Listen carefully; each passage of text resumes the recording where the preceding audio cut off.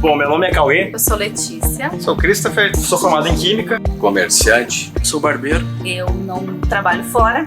Eu sou design gráfico. Sou militar. Eu sou advogada. Agora estou me formando em História. Eu sou músico, toco bateria. Eu sou professora e eu sou maquiadora também. Eu desempenho um papel de liderança. Gosto de jogar jogos digitais ou de tabuleiro. Eu gosto de esporte. Eu gosto muito de cantar. Virar cambalhota. Coisa relacionada à natureza, eu gosto de fazer trilha. Gosto muito de escutar, de tocar, de cantar. E pensar em roupa.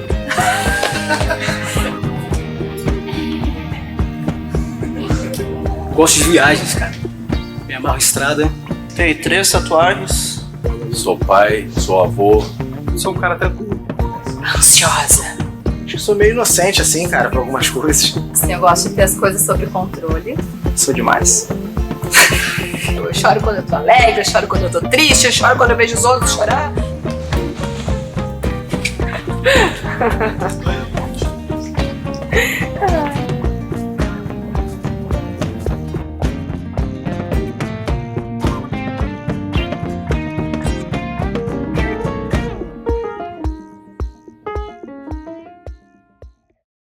Bom dia, Vintage! Bom dia! Jesus está vivo, nós estamos muito alegres. Eu gosto muito de pregar o Evangelho, eu amo muito a Bíblia. Para quem está visitando a gente pela primeira vez, meu nome é Jackson e eu sou um dos pastores dessa igreja. Bom, eu amo muito a Bíblia, não é papo de fariseu, não é papo para aparecer, eu gosto mesmo da Bíblia, sabe? Quando não é todo dia que tu tem um livro com a palavra de Deus na tua mão, tá bom? Com o tempo tão escasso, a gente não sabe o que a gente vai ler. Então, assim, eu quero ler um livro de um autor gabaritado.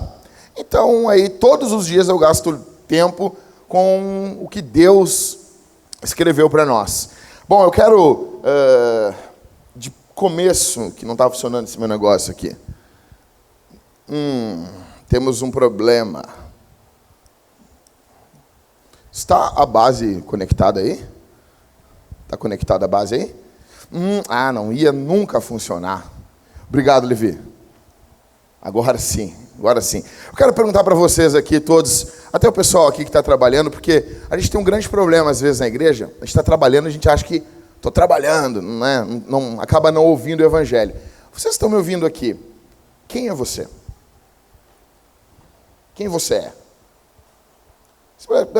Chegou no colégio da tua filha, lá... Como é que tu te identifica? Colégio do teu filho, teu trabalho. A pessoa nunca te viu. A pessoa pergunta assim, quem tu é? Essa questão da nossa identidade altera a nossa vida, afeta a nossa eternidade. Como que você se apresenta? Se fosse fazer aqueles antigos cartões de visita, que agora tem aplicativo também. Se você fosse fazer um cartão de visita, quem tu é? Quem é você? Como você se apresenta? Como você se percebe?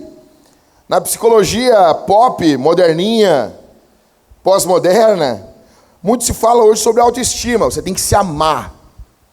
Faça um favor a si mesmo e ame-se. É louco, né?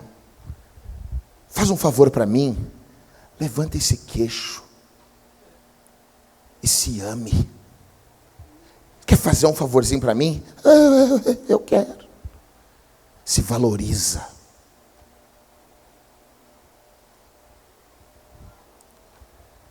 Como que você se apresenta? Como você se percebe? Qual a sua autoimagem? Quando você pensa em você, como que você pensa sobre você? O que você pensa sobre a sua vida? Como que você responderia essa pergunta? Eu sou um pastor? Eu sou um marido, eu sou um pai, sou um filho. Você define quem é você, ou os outros definem quem você é? Você define quem você é, ou as outras pessoas ficam dando pitaco? Por exemplo, infância, quantos apelidos você não ganhou? Alguns apelidos... porque o problema nosso é que nós somos muito extremistas. Alguns apelidos fazem parte da infância. Outros são extremamente maldosos. Então nós temos uma galerinha em que tudo é bullying. Tudo não pode falar nada do Enzo que o mundo cai. Já tem uma outra galerinha que não, tem que esculachar mesmo. Vamos acabar com o politicamente correto. Seus apelidos na infância, você tinha aceitação. Aí depois da infância vem o período do ensino médio, período da magreza, dos joelhos enormes. Aí não sabe quem é. E nesse período os jovens se definem através das suas roupas. As roupas passam a definir quem as pessoas são. Aí depois vem o período da faculdade. Aí o cara se reinventa, porque ele já tem uma certa liberdadezinha. Já tem uma certa liberdade, já está um pouco longe da família. Uma liberdade, escuta aqui, uma liberdade recém-adquirida é extremamente perigosa. Uma liberdade novinha. Aí agora é livre, aí vem a fase adulta. Quem deve ser de fato, porque agora já sabe que as roupas não te definem. Ou deveria saber. Crise de identidade, responsabilidade, emprego. Alguns não querem emprego. Dinheiro, contas. Quanto dinheiro eu tenho que ter para sustentar uma casa? Casamento. Será que eu nunca vou casar? Vou ser solteirona para sempre? Aí tem aqueles idiotas. Escreve aí, idiotas que fazem aquelas piadas. Aí vai ficar para titia.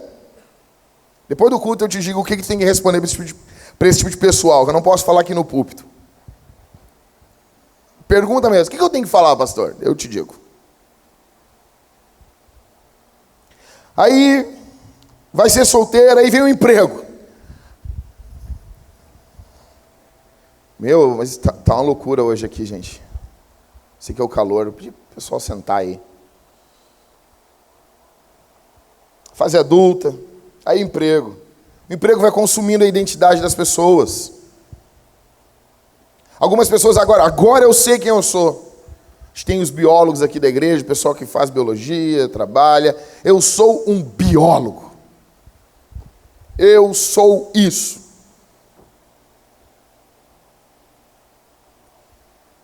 Aí não sabe quem é, aí casa. Agora tem uma nova identidade.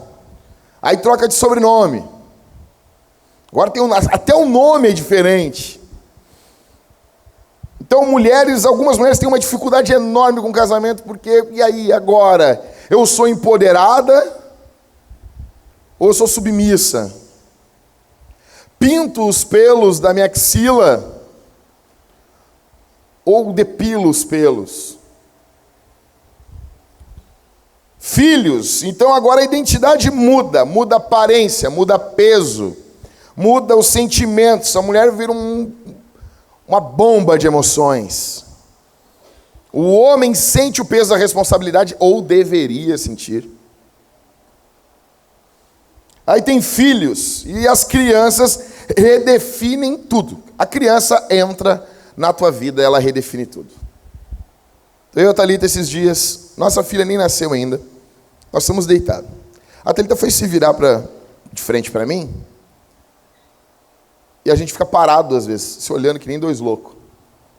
Ela foi se virar, nossa, a bebê começou a mexer, chutar. Ela virou para o outro lado, a bebê parou. Eu disse e daí ela falou, vou ter que dormir para cá, amor. Eu disse, já notou? Até o lado que o pai e a mãe dormem, a criança já manda. Já define. Os filhos redefinem o que você come, quanto você come, quando você come, onde você come, a quantidade de tempo que tu dorme, como que tu usa o teu dinheiro. Antes eram livros, agora são fraldas. Como você planeja suas férias. Tem a escolinha da criança quando ela está um pouquinho maior. Tempo livre, hobby. O cara fala hobby, o cara, o que é isso, pastor? Depois que meu filho nasceu, eu não sei o que é isso. Aí os filhos crescem, aí você está extremamente focado nos filhos, aí eles crescem. Aí como eu dizia para minha mãe quando eu estava começando a ficar maiorzinho, dizia, me deixa. A minha mãe ficava enlouquecida quando eu dizia isso. É assim, eu soltava o diabo dentro de casa quando eu dizia para minha mãe, me deixa. A minha mãe me pegava, ela me dava muito sermão, ela dizia assim, me deixa, se eu te deixasse tu morria de fome todo cagado. Se eu te deixar, aí começava, aí vinha, não parava. Aí o filho cresce, a gente não precisa mais de você. É engraçado que os filhos chegam no nascimento bagunçando tudo. Eu lembro como meu irmão nasceu, eu tinha 8 anos de idade, ele nasceu, amanhã ele está de aniversário. E meu irmão nasceu, eu me lembro como se fosse hoje, cara. Eu acordei assim, com 8 anos, a casa toda revirada, roubaram a casa, os cabelos tudo para cima assim. E daí, a bolsa da maternidade não estava lá, minha mãe não estava. Eu disse, acho que o meu irmão chegou. Já foi um caos. Já chegou, meu irmão chegou com o pé na porta, velho. Aí depois eu vou embora. Não pede desculpa, chega, avacalha a tua vida. E foi embora. E tu fica parado. Aí tu te matou para te acostumar com ele, com ela. Aí quando tu te acostumou, eles vão embora. Aí ninho vazio. Aí o pai e a mãe ficam se olhando assim. O que a gente faz agora? Outro filho? Às vezes não dá mais. Alguns casamentos acabam porque o ídolo foi embora. Quando Deus vai embora, acaba. Acontece o divórcio. O ídolo sai de casa, acabou tudo. Aquilo que mantinha a casa unida não está mais ali. Aí alguns aqui se divorciam. Quem você é? Daí você pensa, eu não sabia quem eu era quando eu era criança, eu não sabia quem eu era quando eu era adulto, eu não sabia quem eu era em momento algum da minha vida, agora eu estou divorciado, será que eu sou o Ross do Friends? Quem sou eu? Não sabe. A questão não é quem você pensa que você é. A questão não é o que as pessoas dizem que você é. A grande questão é quem Deus diz que você é. Para isso eu quero que você abra a Bíblia. A série vai ser basicamente em Efésios, mas nós estamos dando um start nesse domingo e no próximo domingo. Nós estamos comendo pelas beiradas. Então hoje nós vamos ficar em Gênesis. Pastor, em Gênesis nós vamos pregar até chegar a Efésios. Fica tranquilo. Fica tranquilo. Eu faço isso há 20 anos. Abre a Bíblia aí em Gênesis capítulo 1. Gênesis 1, isso aqui está totalmente conectado. E eu não quero que tenha pausa no que eu estou falando, em abrir a Bíblia, e agora estou devagar o teu pensamento. Quero que tu continue pensando nisso. Quem Deus diz que você é? Quem Deus diz? Gênesis 1 é o primeiro livro da Bíblia, o primeiro capítulo. Cara, é muito fácil de achar. Nunca achou, não consigo achar. Aí tu consegue. Começa na primeira capa aqui, ó. Essa aqui, ó. Capítulo é um número grande, versículo é um número pequeno. Então, capítulo 1, e o versículo, ou o verso 26, o 27 e o 28. Posso ler? Vamos lá, fica com a Bíblia aberta, não fecha. E disse Deus, façamos o ser humano à nossa imagem, conforme a nossa semelhança. Tenha ele domínio sobre os peixes do mar, sobre as aves dos céus, sobre os animais domésticos, sobre toda a terra e sobre todos os animais que rastejam pela terra. Assim Deus criou o ser humano à sua imagem. A imagem de Deus o criou, homem e mulher os criou.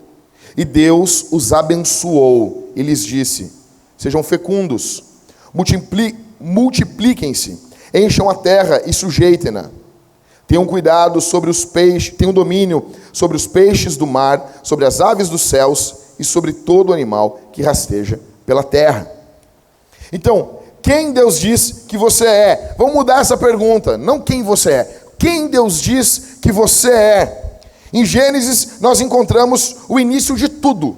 O começo de tudo. Gênesis é o princípio.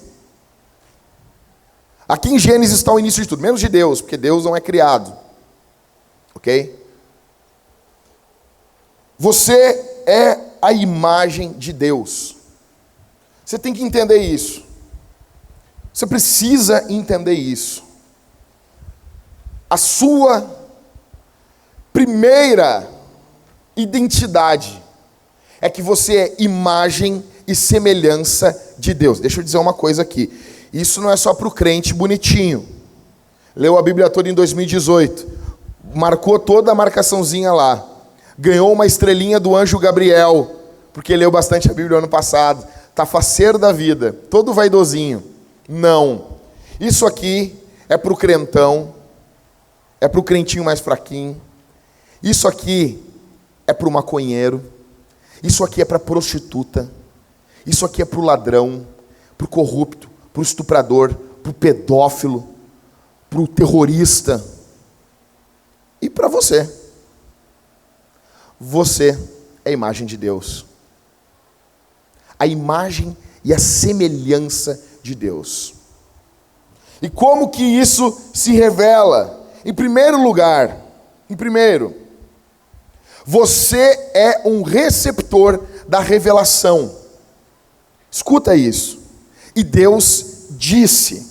E Deus falou. Você tem a palavra, você tem... Obrigado, gente, por botarem canetas, cadernos no púlpito, copos de plástico. Eu amo vocês. Deus inspirou homens que escrevessem a Bíblia. Você tem acesso à Escritura. Aqui está a palavra de Deus para você. Você é o alvo. Escuta aqui. Nós temos um grande problema nos nossos dias, porque nós ficamos pensando que nós não podemos... Não, esse culto é antropocêntrico. Aprendeu a palavra ontem. Não sabe nem a regra dos porquês. O que é antropocêntrico? Centrado no homem. Então, nós temos que ter um culto teocêntrico, correto, centrado em Deus. Só que escuta, presta atenção. A Bíblia, ela tem um alvo. Ela tem, na verdade, um destinatário. O destinatário não é Deus. O destinatário é você. É Deus falando e nós ouvindo. Então, todo sermão que não trate sobre Deus, obviamente está errado. Mas todo sermão que não trate sobre o homem, ele está igualmente errado. Então, em primeiro lugar, você é um receptor da revelação. O nosso Deus é comunitário, amoroso, afetuoso. Ele se comunica. Escuta, é como se você tivesse recebido uma carta de alguém que ama muito você. Isso não é um clichê. Isso é verdade. É como se alguém tivesse dado uma carta para você. Deus fala conosco por intermédio das Santas Escrituras. Deus está interessado em você. Escuta isso aqui. Deus está interessado que você ouça o que Ele diz. Deus está interessado em falar, em andar, em se comunicar com você, em andar com você. Deus fala conosco por intermédio da Bíblia e nós falamos com Ele por intermédio da oração. Em segundo lugar, quem Deus diz que você é? Aqui nesse texto de Gênesis está claro. Em segundo lugar, você é alguém humildemente honrado. Você é alguém humildemente honrado. Deus... Escuta, lendo a narrativa de Gênesis, eu estava lendo hoje ainda isso, na Bíblia de Estudo da Nova Almeida Atualizada. Estava dando uma lida no estudo, porque eu demorei dias lendo só a introdução da Bíblia. Aí hoje consegui entrar no texto bíblico. Você lê Gênesis capítulo 1, você nota que tem 3 níveis de seres. O mais alto, Deus. Deus é um ser. O mais baixo, as bestas, as feras do campo. Os animais selvagens. Os répteis. O homem, ele está no processo, ele está localizado na parte intermediária. Quando tentamos estabelecer a nossa identidade sem isso, nós temos problemas. A nossa cultura diviniza pessoas. A nossa cultura trata pessoas como Deus, ou trata pessoas como bicho. Você pode ver. Na nossa cultura, as pessoas são tratadas como animais ou como deuses. E não. Você está abaixo de Deus. Ou seja, se torne humilde. Seja humilde. Você está acima da criação inferior. De todo o resto da criação, é a criação inferior. Ou seja, você foi honrado. Em terceiro lugar, você foi feito para espelhar. Escuta, Deus fez você a imagem e semelhança dele. Imagem e semelhança. Cara, eu queria ter tempo para poder explicar isso para vocês. Mas rapidamente, escuta isso aqui. Um dos contextos de Gênesis é que Gênesis é um livro apologético, da defesa da fé. No período que ele é escrito, o povo hebreu está se diferenciando das demais nações da terra que são pagãos. Presta atenção nisso aqui. Os povos acreditavam que a humanidade foi feita debaixo de uma batalha dos deuses. Os deuses brigaram, os deuses se enlouqueceram e então fizeram a humanidade. Houve uma guerra cósmica. Algumas religiões pagãs vão dizer que a humanidade é fruto do excremento de demônios. Então surge Gênesis, escrito por Moisés, relatando como que Deus fez o mundo. Os deuses pagãos colocavam imagens suas dentro dos templos. Você chegava numa imagem, num templo pagão, havia uma imagem da divindade daquele templo. O que o escritor de Gênesis está dizendo para nós, quando Deus nos faz a sua imagem e semelhança, é que o mundo é o templo de Deus, e o homem é a sua imagem, representando Deus nesse templo. Muitas pessoas não entendem, as pessoas acham que se Adão e Eva não tivessem pecado, nós estaríamos até hoje peladões, andando no meio da selva, montado num gato guerreiro, loucão. Cara, a humanidade iria evoluir, a ciência ia evoluir. O que nós teríamos é o que teremos na volta de Jesus. Uma grande cidade, evoluiria para uma cidade, para cidades e cidades. Deus faz o mundo e faz ali o embrião, Adão e Eva. E Deus quer que esse casal espalhe pelo mundo a glória dele. Você está entendendo? Deus deu uma missão para Adão e Eva, porque o nosso Deus é missionário. Chamamos isso na teologia fugiu agora, não é a grande comissão. A grande comissão está em Mateus. Deus dá uma missão para esse casal espalhar a sua imagem, espalhar a sua glória, porque Deus quer que toda a criação saiba como Ele é. Então Ele nos fez. Nós refletimos Deus. É como um espelho. Por exemplo, quando você fala a verdade, você está refletindo Deus. As pessoas vão saber que Deus é verdadeiro. Quando você perdoa alguém, você está agindo conforme a imagem de Deus. As pessoas vão saber que Deus é generoso, perdoador, que Deus é gracioso. Quando você dá algo para alguém, quando você oferta, quando você dá dinheiro, quando você ajuda uma pessoa, as pessoas saberão que Deus é generoso. Isso significa que nós temos uma responsabilidade enorme. Enorme. Nós representamos Deus. Isso é louco. As pessoas perguntam assim: você está se achando, Jackson, o representante de Deus na terra? Mas claro. Tu também é. O Beira-Mar também é. Só que uns são maus representantes. Por causa do pecado. Mas já vou entrar nisso aí. Isso significa que nós temos uma responsabilidade. Nós devemos dar glória a Deus pelas obras que fazemos. Bem rápido aqui. Um cara congregava com a gente, aí ele contou que uma colega dele de serviço deu em cima dele. Assim, deu em cima dele. E ele falou assim: não, eu não vou trair minha mulher, porque eu sou um homem fiel. E eu sou um homem muito fiel, e por isso eu não traio minha mulher. E daí eu fiquei olhando para ele assim: pastor, eu falei isso para ela. Deu, tá, e tu falou de Jesus? E ele: não. Mas por quê? Não é Jesus que te faz fiel? Que tem a galera que diz: não precisa ser crente para ter moral. Bom, beleza, eu preciso. Não, porque eu não preciso ser crente para não fazer coisa errada. Joinha, eu preciso. Sem Deus eu já estava morto. Aí eu disse: não, tu deveria ter dito.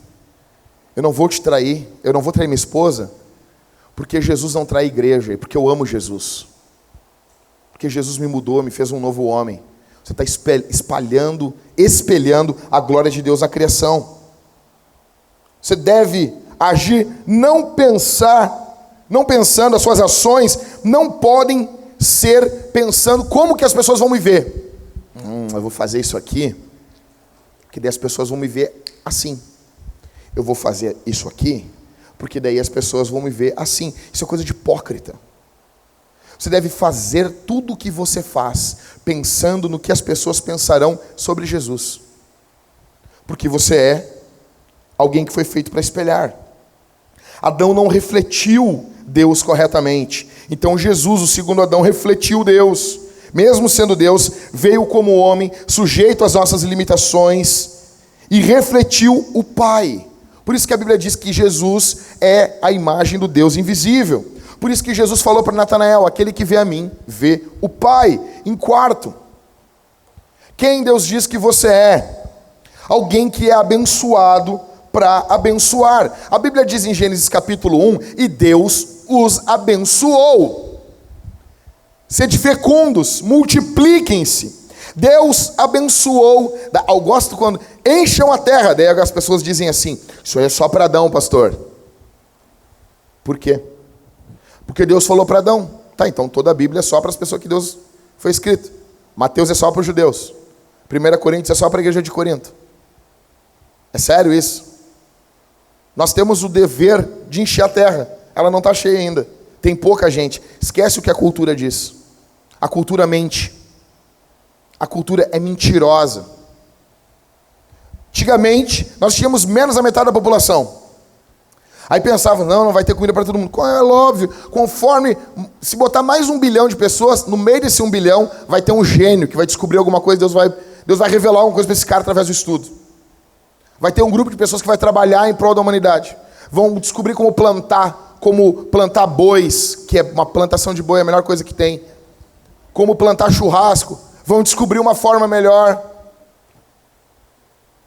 Se não der, a gente empilha a fazenda uma em cima da outra. Como? Tu acha que daqui a 200 anos os negros não vão empilhar a fazenda? Sério.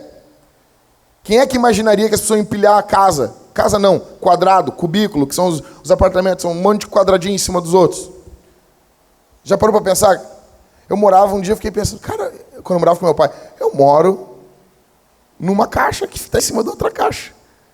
A humanidade vive feliz, velho. Olha as fotos da Suzana lá. Suzana feliz. Essa cara, bate as fotos, tá lá. Imagina nós amanhã, chega no Rio de Janeiro. O Daniel sabe, né, Daniel? Os caras não vendem laje no Rio de Janeiro. O nego chega lá e compra uma laje por 40 mil reais para construir uma casa. E não cai. Vai aqui ver os caras formados fazendo prédio, tudo desabando aqui. Tu acha que daqui a 200 anos não vão empilhar a fazenda? Tem 8 fazendas para cima. Não consegue imaginar hoje. Ninguém imaginava o avião há 300 anos atrás. E a voa. Ou seja, tu tem que entender que Adão e Eva, em Gênesis 1, eles são a humanidade. Não, se Deus falasse aquilo ali, Deus ia falar para toda a humanidade. Adão e Eva é toda a humanidade. E quem é você para dizer que chegou no número tal, acabou? Hitler? Isso é coisa de quem não ama Deus. Então Deus abençoa eles. Você não tem que orar para ter um filho, você tem que orar para não ter. Você tem que orar: será que Deus não quer? Deus sempre quer. Aí, se for para não ter, tua mulher está doente, tem alguns problemas, aí tu ora. Vou orar a Deus porque talvez. Aí tem casos específicos que Deus não quer. A bênção de Deus, a bênção para esse casal começa em Deus. Adão não faz nada para receber essa bênção. Nota isso, cara. E Deus os abençoou. O que Adão fez ali, velho? Nada. Por isso que eu amo o calvinismo, cara. A graça de Deus. Graça. Adão não fez nada para receber. Por que Deus abençoou Adão? Porque Deus é amoroso. Eu quero que você contemple Deus aqui. Porque quando falamos biblicamente sobre quem Deus é, estamos falando quem nós somos, porque a nossa identidade está ligada em Deus. E quando falamos quem nós somos, nós estamos estudando sobre Deus. Deus é amoroso, Deus é bondoso, Deus é misericordioso, Deus é gracioso. Como diz o Tim Keller, Deus é pródigo. Pródigo quer dizer esbanjador. Assim como o filho é esbanjador da parábola do filho pródigo, Deus, o Pai, é pródigo em dar amor abundante, esbanjador em amor, em graça. Existe mais graça em Deus do que você é capaz de receber. Existe mais amor em Deus do que você é capaz de conter. Deus ama você muito mais do que você sequer imagina.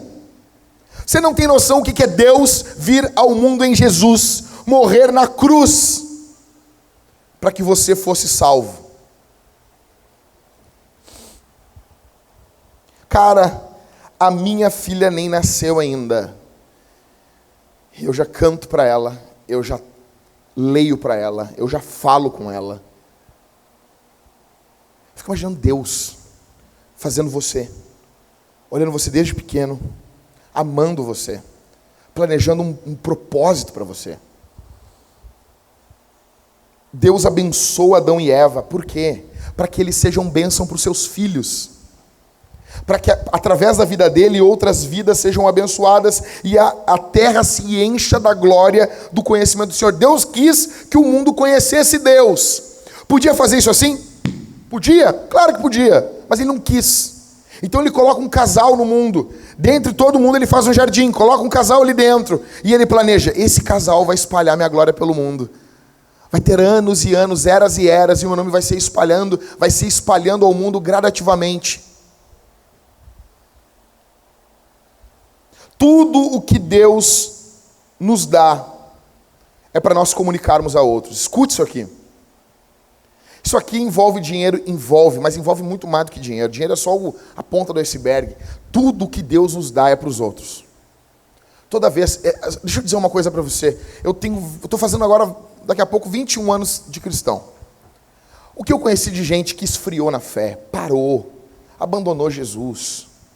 Cara, deixa eu dizer uma coisa, escondido na cruz, e que Deus me guarde do que eu vou dizer. São 21 anos amando Jesus. São 21 anos, eu acordei hoje, eu ia dar uma corrida, daí eu não ia poder ter tempo lendo a Bíblia. Daí eu fui lá para cima na minha salinha lá, cara, tão singelo. Abri a minha Bíblia de estudo, fiquei estudando Gênesis, e eu estava ali estudando a Bíblia, assim, aí no dado momento eu falei assim, coisa boa te conhecer, Senhor. Coisa boa conhecer a Tua Palavra. Só que eu vou para a Bíblia, eu amo estudar a Bíblia, eu amo ler sobre a Bíblia, eu amo ler teologia, eu amo isso, mas isso não pode ficar em mim, eu tenho que comunicar com os outros. A primeira pessoa que eu falo sobre tudo que eu leio é com a minha esposa. Eu chego e eu falo para minha esposa, sabia disso, e eu encho a cabeça da minha esposa. Não pode ficar em mim. Então eu tenho que pregar, eu tenho que falar. Tudo que Deus dá para você é conhecimento, reparte. É dinheiro, reparte. São posses, reparte. É inteligência, reparte. É ajuda, reparte. Tu tem um bom tempo privilegiado, reparte o teu tempo em serviço. Tu tem um dom, tem um talento, costura, sabe cozinhar bem, reparte, serve. Nós somos abençoados para abençoar. Tudo que Deus faz por você é para você fazer pelos outros. 2 disclaimers, dois anúncios aqui dentro desse quarto ponto, deixando claro. Dentro do quarto ponto, ponto 1, em primeiro lugar, dentro do quarto ponto aqui, presta atenção, a sua identidade não é alcançada. A sua identidade é recebida. Deus deu a Adão e Eva a graça, a bênção de serem imagem do próprio Deus. Eles não fizeram nada, a sua identidade é recebida. Deus falou, definiu e os abençoou. É graça, não é obras. Isso liberta a gente da armadilha do desempenho. Isso liberta a gente da armadilha da competitividade, do ciúme, da cobiça, do egoísmo. Então, primeiro, a sua identidade é recebida. Você tem que entender quem você é. Você recebe a identidade, você... Faz favor, Gabriel. Senta atrás ali do lado. Ali, atrás do lado do rapaz ali. Esse, atrás de ti. Quando ele piscar muito longo, tu cutuca ele. Eu não quero gritar nesse sermão. Eu quero falar com a minha filha quando ela nascer, eu ter voz. Eu grito muito. E daí eu não grito, algumas pessoas acabam dormindo, porque eu não sou Spurgeon. Vamos lá. Segundo, dentro do ponto 4 aí. Segundo disclaimer. Você não é mais valioso do que ninguém. E nem menos valioso. Você não vale mais do que ninguém que está aqui e nem menos. Homem, mulher, jovem, velho, preto, branco, saudável, doente, rico, pobre, nascido no primeiro mundo, nascido no terceiro mundo, pessoas de 100 anos, fetos que são bebês na barriga, todos valem a mesma coisa. Daí vem os direitos humanos, que é algo que foi criado pela igreja. E a igreja luta pelos direitos humanos. Não pelos direitos humanos que estão compartilhando hoje em dia, mas pelos aqueles direitos humanos corretos mesmo. Tudo aquilo que denigra a imagem de Deus no homem. Então você pode ser a favor da pena de morte, sim, mas até para executar um criminoso tem que haver honra, respeito. Mas ele não respeitou, mas nós não estamos nos desumanizando pelo ato dele. O ato dele não nos tornou bicho. Nós continuamos gente. Você pode ser a favor da prisão perpétua? Pode, mas você não pode ser a favor de uma prisão lotada de gente, onde as pessoas estão pegando malária, pegando doença, pegando febre, uns junto com os outros. Não é ser a favor de vagabundo. Crente que conhece Bíblia, ama Jesus e entende o que a cultura pegou do cristianismo, jamais vai ser a favor de uma cela que cabe 6 pessoas, sendo 30 e poucas pessoas. Se cabe 34 é porque pode botar 34. Não, isso é voz do diabo. Eu sou aqui, Jack, isso aqui não estou falando agora questão de Bíblia, abrindo um parênteses aqui, eu sou a favor da pena de morte, mas eu não sou a favor de uma cela lotada com 30 e poucas pessoas, onde só cabem 4. Por quê? Porque aquelas pessoas que estão ali têm a imagem de Deus. Não importa o que fizeram, tem que ficar trancafiado pro resto da vida. Alguns têm que ser executados pelo Estado, não por mim. Só que eles têm uma dignidade neles. E o ato deles, imundo, não pode me desumanizar. Eu continuo gente. Todos têm direitos iguais. E isso também para o feto, para os bebês. Bebês são gente. É por isso que nós não matamos bebês. É por isso que nós somos contra o aborto. O foco, a razão por que a igreja é contra o aborto é por causa da identidade. Tem tudo a ver com o que eu estou falando para vocês. Por isso que nós odiamos o racismo. Por isso que a ideia que brancos são superiores a negros é uma ideia do inferno.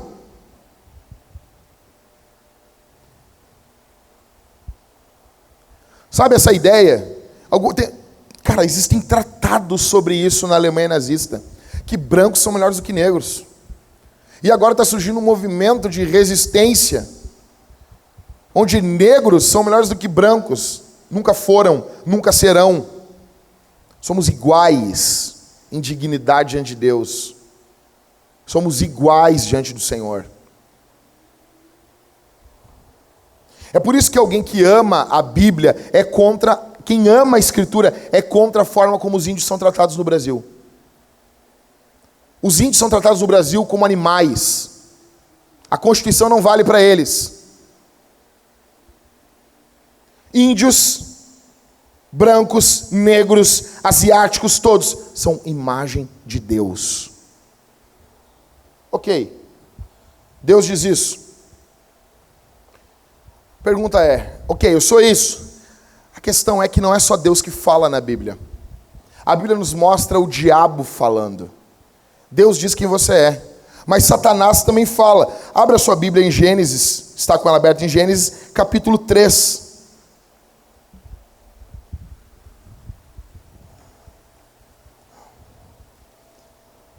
Verso 1, mas a serpente, mais astuta de todos os animais selvagens, que o Senhor Deus tinha feito, disse à mulher. É verdade que Deus disse, não comam do fruto de nenhuma árvore do jardim? A mulher respondeu à serpente, do fruto das árvores do jardim podemos comer, mas do fruto da árvore que está no meio do jardim, Deus disse, vocês não devem comer dele, nem tocar nele, para que não venham a morrer. Então a serpente disse à mulher, é certo que vocês não morrerão, porque Deus sabe que no dia em que dele comerem, os olhos de vocês se abrirão, e como Deus, vocês, o quê? Vocês o quê? Serão conhecedores do bem e do mal. A proposta do diabo é dar uma identidade para Adão e Eva. Vocês serão. Gênesis 1 mostra o que Deus diz a nosso respeito. Gênesis 3 mostra o que Satanás diz sobre nós. A questão é que em Gênesis está claro que nós acreditamos, nós em Adão, nosso representante, o nosso líder federal, o representante da aliança, que era Adão.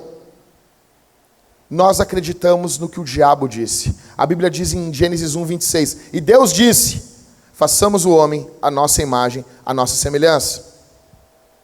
O diabo chega e é como se o diabo estivesse dizendo para Adão e Eva, vocês não são a imagem de Deus. Vocês não são como Deus. Deus está escondendo de vocês. Deus está tramando contra vocês. Deus tem um futuro ruim, mau para vocês. Deus não ama você como pai, como muitos aqui pensam isso muitas vezes. Quando você pensa isso, você está pensando como a serpente quer que você pense. A serpente sussurra o guizo da serpente no teu ouvido, e você tem ouvido isso. Você duvida do amor de Deus. Isso explica, tem que entender uma coisa aqui, deixar claro aqui. Primeiro, as pessoas vêm na Vintage, aí sabe que nós acreditamos na teologia reformada, confessamos teologia reformada, aí a pessoa, vocês acreditam em demônio? Sim. Acreditamos em Satanás, em demônios, são reais. Acreditamos em possessão demoníaca, expulsamos demônios. Acreditamos sim. Isso explica o mal do mundo, a rebelião, o caos. Satanás era um anjo criado por Deus. Satanás foi um anjo criado, olha para mim, gente. Satanás era um anjo que foi criado por Deus. Só que ele estava insatisfeito com o quê? Com a identidade dele. Ele quis que a identidade dele fosse mudada. Ele se rebelou. Disso vem o caos. Ele não queria estar sob Deus, mas queria ser Deus. Ele não aceita a identidade que recebeu, então ele se rebela em busca de uma nova identidade.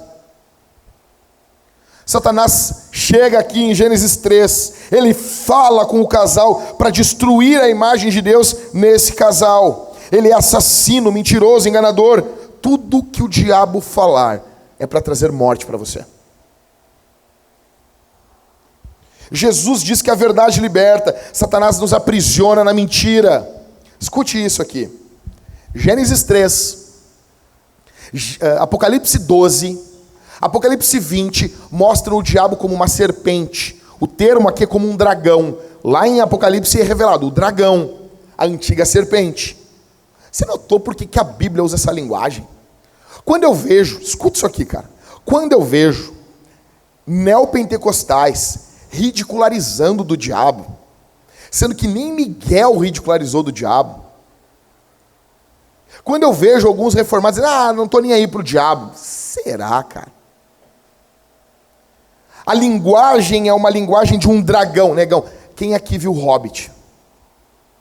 Quando o dragão, ô Levi, quando o dragão começa a falar ali, cara, mas vem em inglês, a voz do louco. Little Hobbit. Nossa, velho, dá um frio na espinha. Aquele dragão vindo assim, e o Hobbit meio escondido, usando a capa de invisibilidade do Harry Potter. Cara, é de se apavorar. É de arrepiar os pelos do sovaco, velho. Por que isso? É uma imagem assustadora, poderosa. Ela deve gerar em você um respeito contra o seu inimigo. Você não tem medo, você tem um respeito. Você não está falando com uma criança. Uma consideração correta.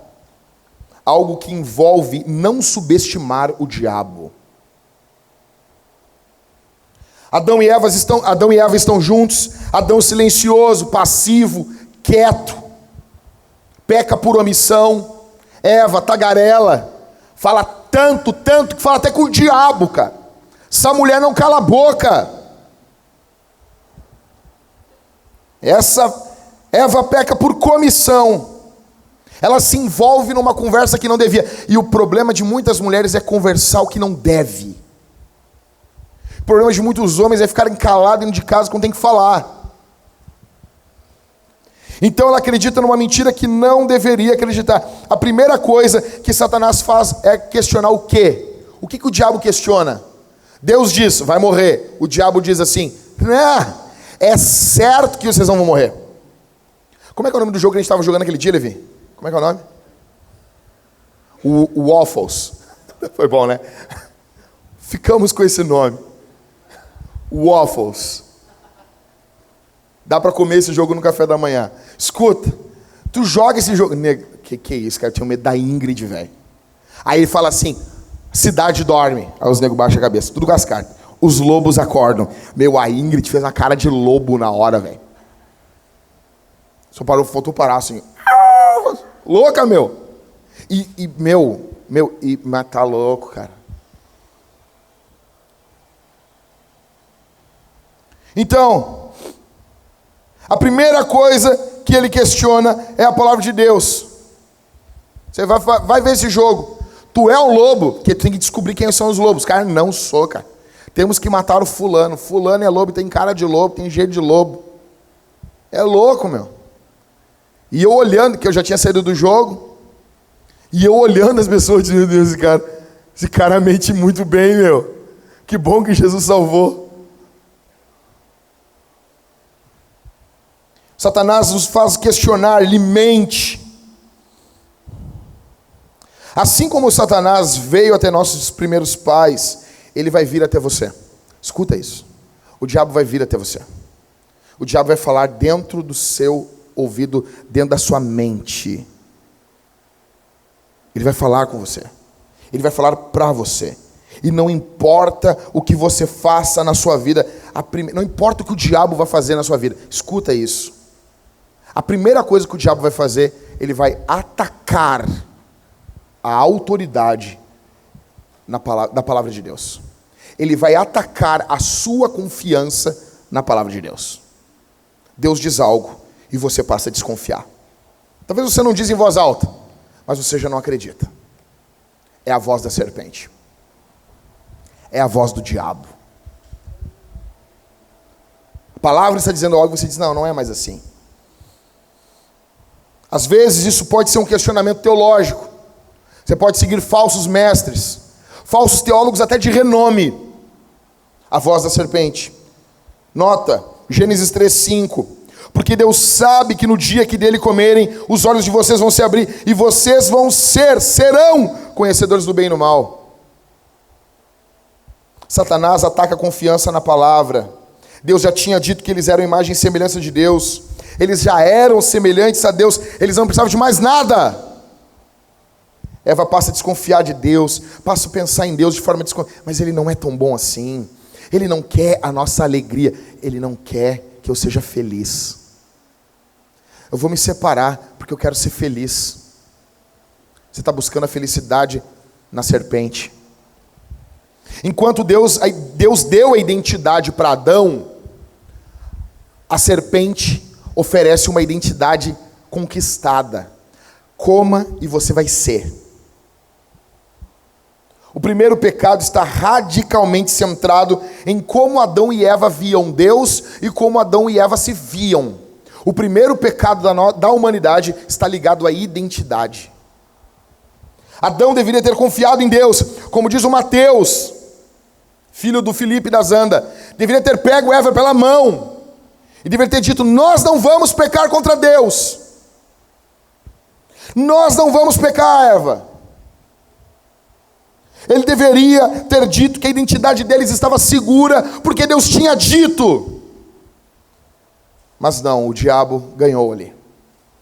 E Satanás vai fazer o mesmo com você. O mesmo. O que nós estamos falando aqui é sobre denominar coisas. Nós amamos dar nome para as coisas, dar identidade para as coisas. Nota que quando Jesus vem ao mundo, escuta, batismo, capítulo 3 de Mateus, o que ocorre?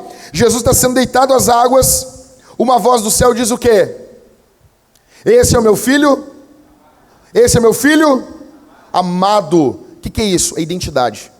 Filho amado, meu filho amado. O Pai está falando, o Pai está revelando a identidade do Filho. O Espírito Santo desce sobre ele.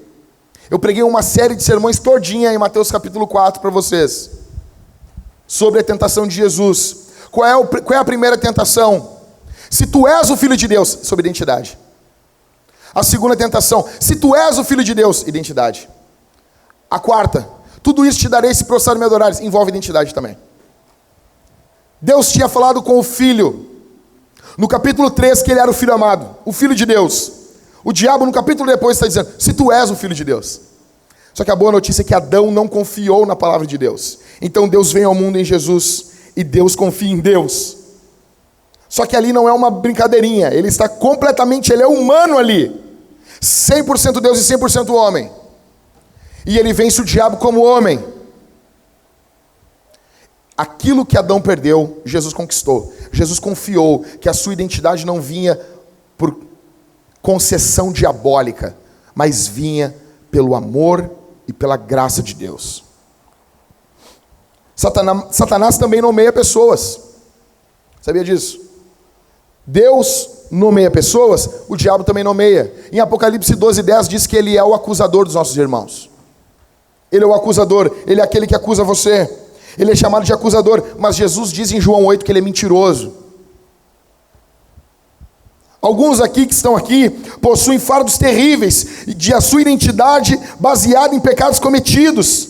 Algumas pessoas chamam você de louco. Algumas pessoas chamam você de drogado, porque você já se drogou. Outras chamam você de idiota. Alguns que estão aqui, algumas mulheres, irmãs aqui, lavadas no sangue de Jesus, já foram chamadas de safada, de cadela, de vagabunda, de prostituta. Alguns chamam você de perdedor. Alguns já falaram que você não vale nada. Talvez, minha irmã, você já ouviu alguma vez do seu namorado que você era uma vagabunda. Essa é a voz da serpente. Talvez o teu marido já chamou você de um nome terrível. Essa é a voz da serpente. É o diabo falando pela boca do teu marido. Você não é isso. Você é a imagem de Deus. Você é amada por Deus, lavada no sangue de Jesus. A tua imagem não se encontra do que o teu antigo namorado pensa. Aquela lá eu conheço. Não conhece nada. Se alguém está em Cristo, nova criatura é. As coisas velhas se passaram e eis que tudo se fez novo.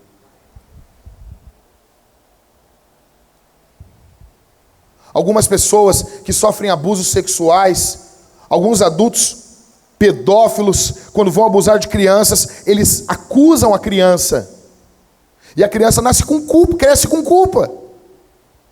Ah, o meu avô dizia que eu era isso, o meu vizinho dizia que eu era isso. E cresce com isso. Muitas garotas que estão na prostituição pensam mal de si mesmo por causa disso. Quero dizer para você, em Jesus temos uma nova identidade e não o que o diabo diz para nós. Segura aí. Deixa eu desenrolar, desencompactar mais um pouquinho aqui. Nós vivemos um período de uma idolatria de identidade. Isso é exatamente do que nós chamamos de idolatria. Idolatria é nós pegamos uma coisa criada e colocamos no lugar do Criador. A identidade hoje na nossa cultura, ela gera uma idolatria imensa. Imensa. Quando a nossa identidade, nossa esperança, nossa alegria, quem queremos ser, quem queremos que os outros nos vejam, é algo que não é recebido por Deus, mas é algo que você alcança. Como que você quer ser visto? Você quer ser notado pelas suas realizações? Ou você quer ser notado pelo aquilo que Deus deu para você? Pelo aquilo que você recebeu? Muitas pessoas se categorizam de diversas formas. A Bíblia só tem duas formas de categorizar a humanidade: adoradores e idólatras. Eu já falei 1 milhão de vezes para você sobre adoração, sobre idolatria, sobre glória, dedicação e sacrifício. Ou nós adoramos o Criador, ou nós adoramos a criação. Em Romanos capítulo 1, verso 25 diz: eles trocaram a verdade de Deus pela mentira, adorando e servindo a criatura em lugar do Criador, o qual é bendito eternamente, amém.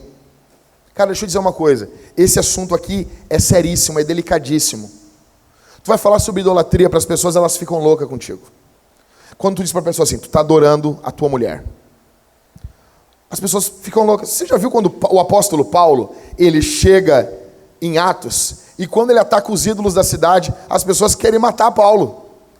Chega para um pai que está adorando o filho, que está tratando o filho como um Deus, e diz para ele: tu tu tem que parar de idolatrar o teu filho. Ele vai querer te matar. Que nem a cidade tentou matar Paulo.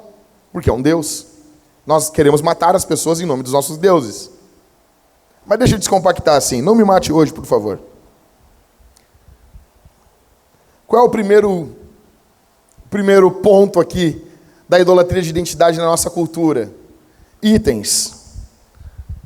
Ter coisas. Gadgets. Consumismo hoje é uma religião.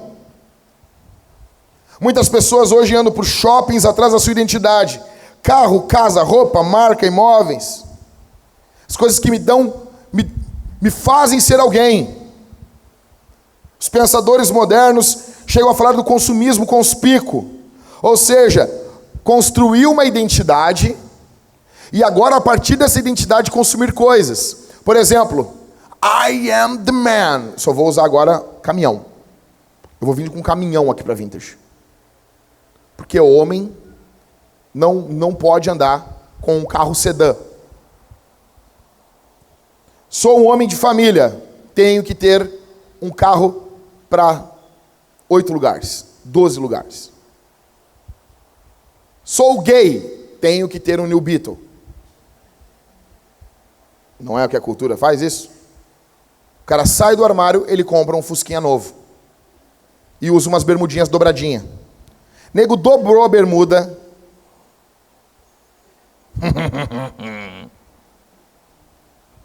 Vai começar a namorar, olha se ele não dobra a bermuda. Dobrou a bermuda. E se mostrou uma corzinha diferente da bermuda, aquela bermudinha que dobra. Perigoso, cara. Mas tudo bem. As pessoas precisam... Legal. Que bom que já revelou tudo que eu ia dizer. As pessoas precisam... Ô, Levi, segura aí. Não tira a mão, linda. Ajuda, bota a mão. Volta lá para o itens. Não dá?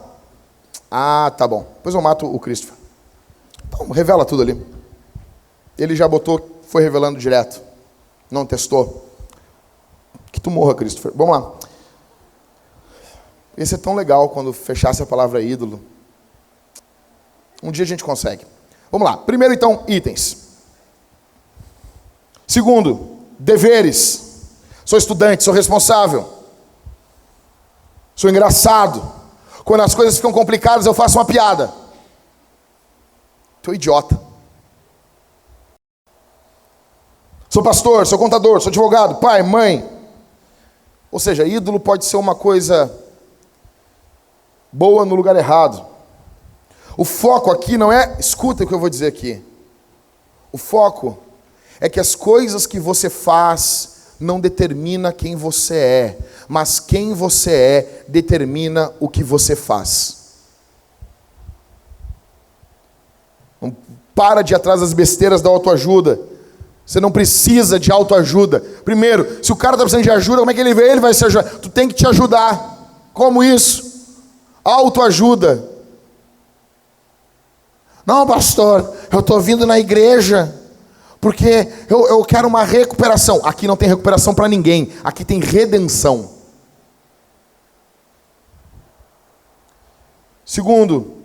Terceiro, os outros. A identidade focada nos outros. Os ídolos mais comuns que você convive são as outras pessoas. Pode ser um indivíduo de um grupo, ou seja, um indivíduo ou um grupo de pessoas. O que eles pensam de mim?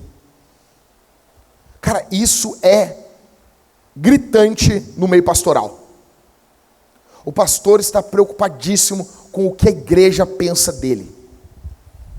E eu digo aqui como pastor, que às vezes tu te vê numa missão de fazer as pessoas felizes, sendo que em nenhum momento da Bíblia, a Bíblia diz para tu fazer as pessoas felizes. E eu tenho que ficar constantemente, eu não existo para fazer as pessoas felizes. Eu não existo para fazer as pessoas felizes. Ou o que pensam de mim, o que eles querem, o que eles dizem, o que eles precisam. Quer ser amado, não quer ser abandonado. Você sempre vai querer ouvir do teu Deus. Muito bom, servo bom e fiel. Você quer ouvir dele. Você quer ouvir deles. Você faz parte da nossa comunidade. Você é bem-vindo, você é um de nós. Escuta aqui, Jonathan Edwards dizia uma coisa fenomenal. Se nós idolatramos algo, nós demonizamos o oposto. Presta atenção nisso aqui, velho. Se a gente adora uma coisa, a gente demoniza o oposto. Ou seja, raça, cor, vamos lá. Se você é alguém que idolatra negros, você vai demonizar brancos. Você quer ver se você está idolatrando alguém, se você está demonizando o outro oposto? Você glorifica os pobres, você vai demonizar os ricos. Você glorifica os ricos, você vai demonizar os pobres. Você glorifica a visão de direita na política, você vai demonizar a esquerda. Você glorifica a esquerda, você vai demonizar a direita. Você pode discordar. Você pode combater, você pode discutir. Você demoniza um time, é porque você está adorando o outro. Você pode discordar, mas não demonizar as pessoas. A causa do caos reside na idolatria. Hitler demonizou os judeus porque ele idolatrou a raça dele. Você pode amar ser gaúcho? Com certeza. Mas se você adorar o nosso estado, você vai demonizar os outros estados. E hoje as mídias sociais têm uma tremenda influência nisso. Você não precisa mais estar presente fisicamente para fazer parte de um grupo.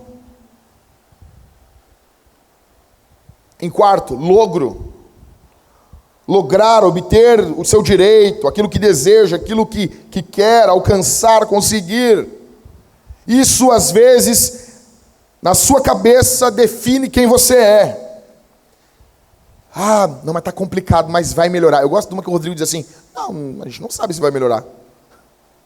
Né, Rodrigo? Vai ficar tudo bem. Não, na eternidade vai. Isso é fato. No Shalom, vai ficar tudo bem. Mas agora, coisa para piorar. Vamos orar para ela melhorar? Vamos. Está complicado. Eu decreto, eu amarro, eu expulso. Que nem os caras na igreja que eu congregava estavam expulsando demônio. Aí um gritava, eu amarro. E outro gritava, eu expulso. Aí o cara assim, o cara estava endemoniado. Vocês se decidem. Ou vocês me amarram, ou vocês me expulsam. Não dá para fazer os dois.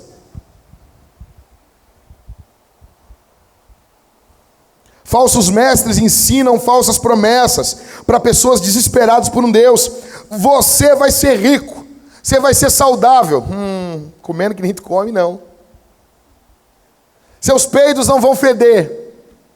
Mentira do diabo. Isso nunca ocorre, isso só traz desapontamento, frustração. Em último, opressão. Alguns aqui têm medo. Porque nós sofremos, somos oprimidos por tristezas, angústias. Sofremos financeiramente, fisicamente. Deixa eu dizer uma coisa para você aqui. Você não é definido pelo seu pior dia. O teu pior dia não define você, nem o teu melhor dia. Escute isso. Você não é definido pelos teus pecados e nem pelos pecados dos outros contra você. Alguns estão aqui, talvez alguém tenha câncer, você conhece alguém que está com câncer. Aí pensa, eu sou canceroso. Não! Eu sou divorciado. Não! Eu sou traído. Não! Roubado. Não! Você pode ter câncer, mas você não é o câncer. Você pode ser divorciado, mas a sua identidade não é essa. Você é feito à imagem e semelhança de Deus, porque Jesus salvou você. Seus sofrimentos podem explicar você? Podem. Os sofrimentos explicam a gente, mas os sofrimentos, em hipótese alguma, podem nos definir. Muitos alcoólatras, drogados, viciados em jogos de azar, definem suas vidas por isso. Você já viram aqueles grupos de AA, Alcoólicos Anônimos? Boa noite, eu sou o Juvencio, eu sou alcoólatra há 25 anos. Cara, essas reuniões dá vontade até de beber. A identidade é extremamente ligada com isso.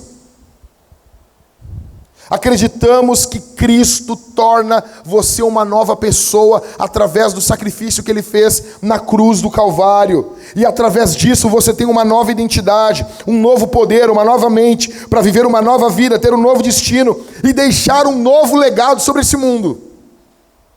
E isso é o que a Bíblia diz. Nós não queremos recuperar você, nós queremos que em Cristo você seja redimido. Estamos tentando redimir a sua vida em Cristo. Não, mas os outros, os pecados dos outros, o que os outros fizeram não define você. Vamos ver se eu vou conseguir agora, o próximo. Terminando aqui. Entendendo a sua crise de identidade. Sua crise. Vamos lá. Em primeiro, você vive com medo de que a sua idolatria de identidade fale ou seja tirada de você. Escuta, o que é idolatria então de identidade? As coisas que você usa para definir você que não é Deus. Você pode ser um pai, uma mãe, um amigo, pastor, um químico, você pode. Mas isso não é a sua primeira definição. Mas aquelas coisas que estão gritando dentro de você, para você ser aquilo, você quer ser conhecido por isso. Isso é uma idolatria de identidade. Ou seja, você vive com medo de que essa sua idolatria fale ou seja tirada. Aquilo que define você, você não quer que isso seja tirado de você. Ou seja, o casamento define quem eu sou. Se isso ser tirado de mim, eu acabo quem eu sou. Se eu deixar de pastorear a igreja, acabou minha vida. Se eu deixar minha carreira, acabou. Quantas mulheres não sofrem com isso? Pensam que sua carreira define você. Carro, casa, emprego, filho, saúde.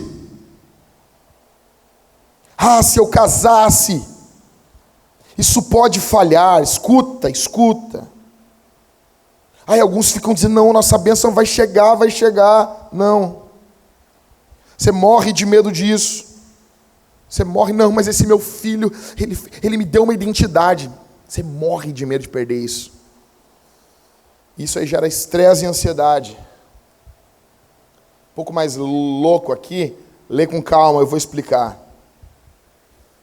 Sua esposa, seus filhos, seu trabalho, sua beleza, sua saúde, seus amigos, sua igreja, tudo começa a desmoronar sob o peso. Você não pode apenas ser Deus?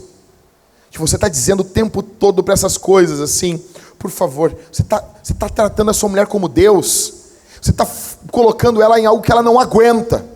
O peso de Deus é demais para ela, o peso de Deus para o seu marido é demais para ele, o seu filho não aguenta ser o teu Deus. É óbvio que vai ter desapontamento na tua relação com o teu filho. Eu não acredito que o João Afonso fez isso. Fez. Ele transou antes do casamento e a menina está grávida. E você vai ser vovó. Fez. O João Afonso fez isso. Viva com isso. Ame essa criança. Não, eu quero que meu filho seja um troféuzinho. Vai ser tudo direitinho, tudo bonitinho. Cabelo ajeitadinho, lambidinho pro lado, com uma felicidadezinha medíocre dentro de casa.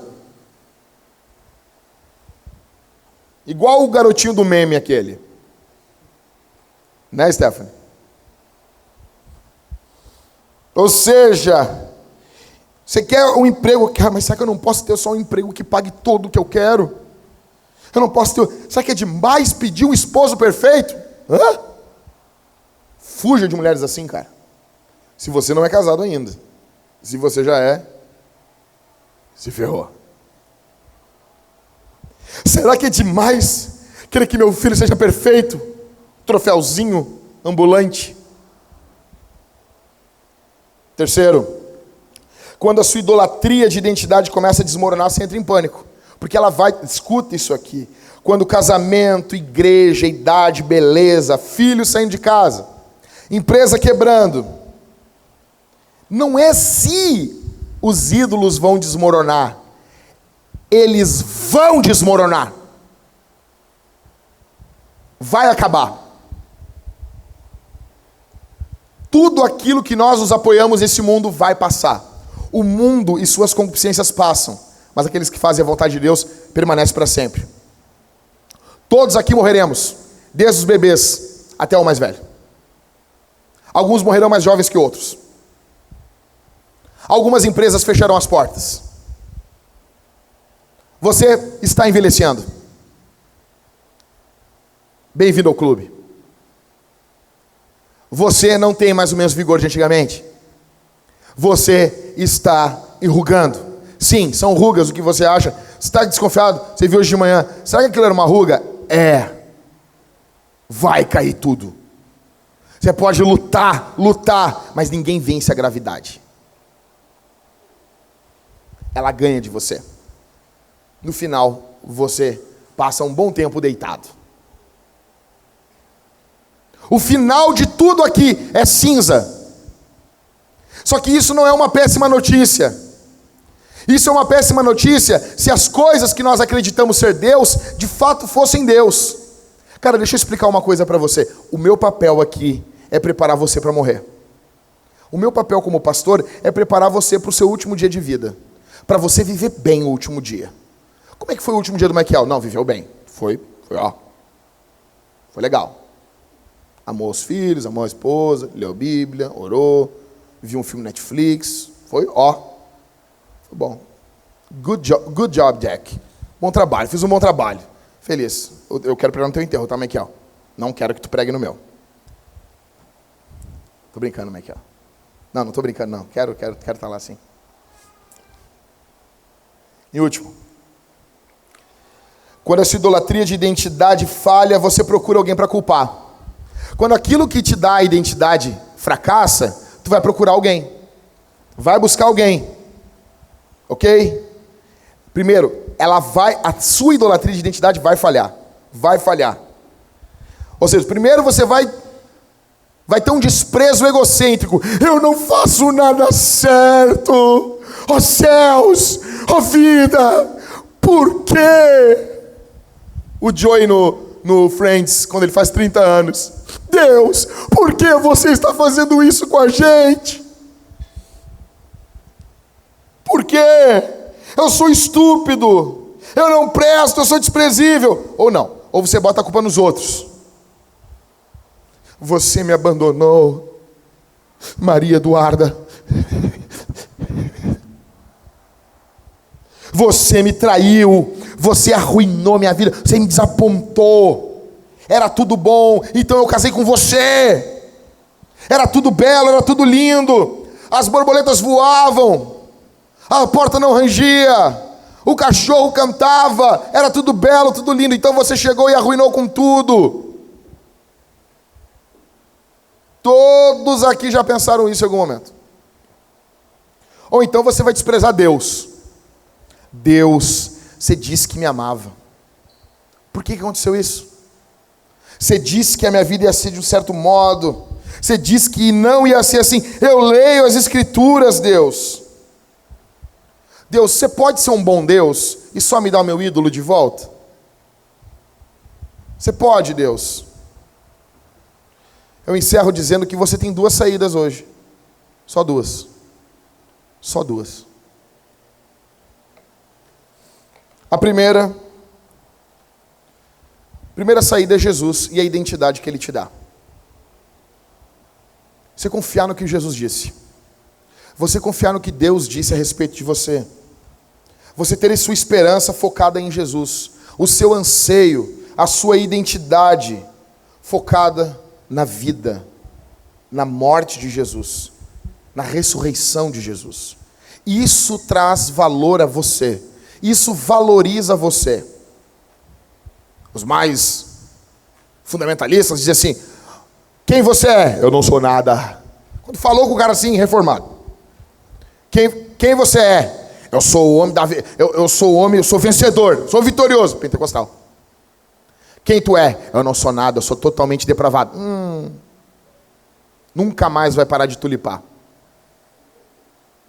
Só que isso, às vezes, a pessoa usa a depravação total como a sua definição, e não é, a sua definição não é essa. Você é totalmente depravado? Com certeza, com certeza. Mas a sua definição última não é essa, e nem primeira. Você é imagem de Deus. O pecado borrou a imagem de Deus em você. Já estou terminando, gente. Segura mais um pouquinho. Então, você pode confiar na vida, na morte e na ressurreição de Jesus. E isso traz identidade a você. Isso valoriza. Você não tem valor algum em você, mas Deus valorizou você. Eu vejo que as pessoas não entendem isso. Você tem valor? Claro que tem, cara. Claro que tem. Eu tenho valor? Mas claro. Mas tá louco que eu não tenho valor? Eu tenho valor sim. Se tu não tem valor, o problema é teu. Eu tenho. Os caras, eu não tenho valor. Como assim não tem valor, cara? Espera um pouquinho. O meu valor foi o Filho de Deus naquela cruz. Ele me valorizou, ele valorizou você. Não, escuta só isso aqui. A Bíblia diz que Deus colocou uma nova natureza dentro de nós. Se você tem a nova natureza de Deus, se você tem a nova natureza gerada em você, você nunca descerá ao inferno. Você acha que uma nova natureza desce ao inferno? Você acha que o Espírito Santo desce ao inferno? Deus colocou o Espírito dele dentro de você. Se você é salvo para sempre, óbvio. E se você acredita nisso, você vai viver em santidade. Primeira saída aqui, confiar no que Jesus disse. A segunda, sair daqui, não levar a sério nada do que eu falei e procurar um novo ídolo, procurar um novo Deus. Tá casado? Ah, agora eu quero separar. Tá separado? Ah, quero casar. Procurar um novo trabalho, procurar ser saudável, né? Alguns estão doentes, estão acomodados como doente e gostam que tem gente que é doente e ama que a sua identidade seja doente, porque isso atrai a atenção das pessoas. É ídolo, é idolatria. E por que eu estou falando isso? Porque a gente está em janeiro, e janeiro é o mês da mentira. Não é 1º de abril, não é abril, é janeiro. Você vai na banca de revista, toda a capa, você pode ser velho e ser bonito. Você pode ser jovem e saudável a vida toda. Fala João Alfredo com 85 anos. Aí está ali, puro Photoshop. Não, escuta. Vai envelhecendo. Você pode ser um velho bonito? Pode. Mas vai perdendo beleza. Acabou. Você pode fazer todas as cirurgias da vida. Você pode, não, Jack, eu não vou ficar careca. Mas tu vai ter menos cabelo do que tu tinha antes. Os homens que estão aqui. Vai ficar mais ralinho aqui na frente. Vai ter cabelo até o resto da vida, vai. Cabelão, jubão. Mas quando tu era novinho, tinha mais. Os músculos, vai perdendo força muscular. Você pode ser uma adolescente que os meninos amam. Você pode fazer com que o seu gato obedeça a você e não cague fora da caixinha de areia. Isso é mentira. Seu cachorro pode ser o seu melhor amigo. Não, teu cachorro não é teu amigo. Ele só está ali porque tu dá comida para ele. Mas a gente ama mesmo assim. Você pode ficar linda e um guri vai levar você para o baile. Ou para outros lugares. Você pode reutilizar o seu guarda-roupa sem gastar dinheiro. Durante 20 anos. Mentira. Seus filhos podem obedecer você. Dicas de como ter filhos que nunca fazem um chilique no supermercado. Cara, aqui, minha mãe era que nem a mãe do Cris. No mínimo, um chilique no supermercado ele vai fazer. Um. Você define se vai fazer outros ou não. A minha mãe tinha firme no coração dela que eu ia fazer só um chilique. Eu me lembro, eu gritando no supermercado e a minha mãe falando com uma voz de psicopata. Nós vamos conversar em casa. Chegamos em casa e ela aumentou o som. Para os vizinhos não me ouvirem. Nunca mais eu grito no supermercado. Às vezes eu estou com a Thalita no supermercado, a Thalita está longe, eu não falo, Thalita! Eu não posso falar alto no supermercado porque eu acho que a minha mãe vai aparecer e vai me dar um tapa. Todo janeiro a mesma ladainha. Cara, eu quero dizer aqui, encerrando, que só em Jesus você pode ser um novo eu. Só em Jesus. O que as pessoas querem no seu leito de morte? Você imagina agora aqui, você no seu leito de morte, o que você quer?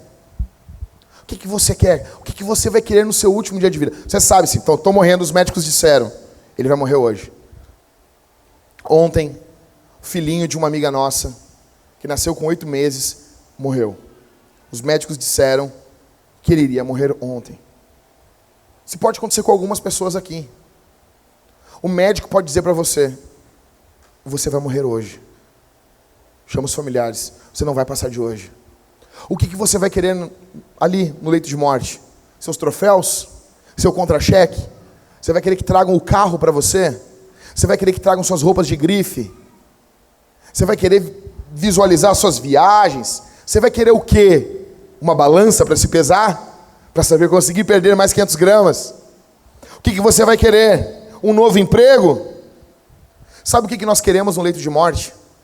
Nós queremos 2 coisas: Jesus e as pessoas que nós amamos. No final do dia, no final das contas, é isso que importa. O que importa para você é Jesus e as pessoas que você ama. Eu quero orar por você. Feche os olhos.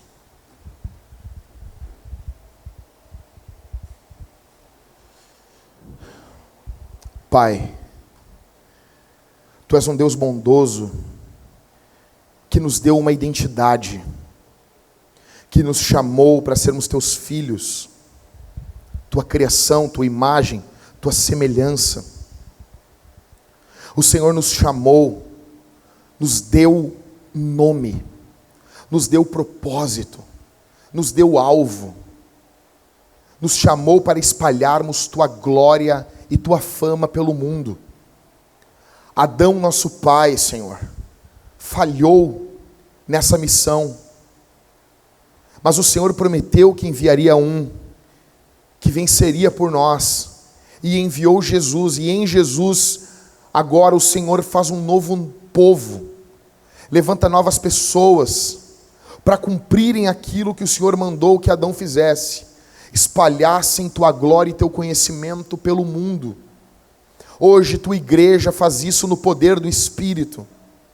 Nossa identidade não reside em nós, mas reside no Senhor. Portanto, fica conosco. Os jovens que estão aqui, Senhor, que eles desafiem a cultura e não sejam por elas desafiados. Que eles tenham bem certo dentro de si, que sua identidade não vem do que o mundo diz, do que o pecado diz, ou nem do que o seu passado diz. Dá a eles que aqui estão senso, noção de quem são em Ti. As mulheres que estão aqui, Senhor, elas não são definidas pelo que o seu marido diz. Ajuda Tuas filhas que estão aqui a encontrarem sua identidade não no que as colegas de trabalho dizem, não no que as vizinhas dizem, mas no que o Senhor diz sobre elas, no que Tua palavra diz.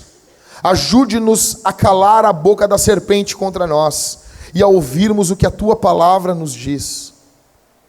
Em nome de Jesus. Os homens que estão aqui, ajude os Teus filhos a não serem definidos pelo que a cultura diz, pelo que a cultura louca e desesperada por atenção diz. Ajude-nos como homens a termos nossa vida baseada no que o Senhor diz.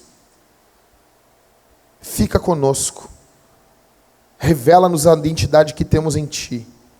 Nos próximos cultos que virão, que Teu nome seja bendito para todos sempre. No nome de Jesus.